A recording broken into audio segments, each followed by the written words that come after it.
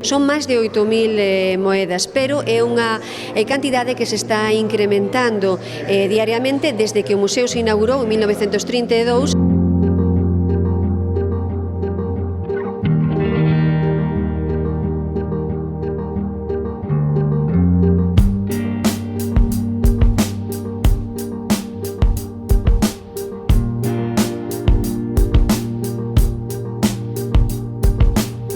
Destacaría as moedas da Caetra porque é unha acuñación autóctona dentro do período do Imperio Romano e me parecen unhas das moedas máis enlleiras, pero logo tamén temos uns exemplares hispano-musulmáns absolutamente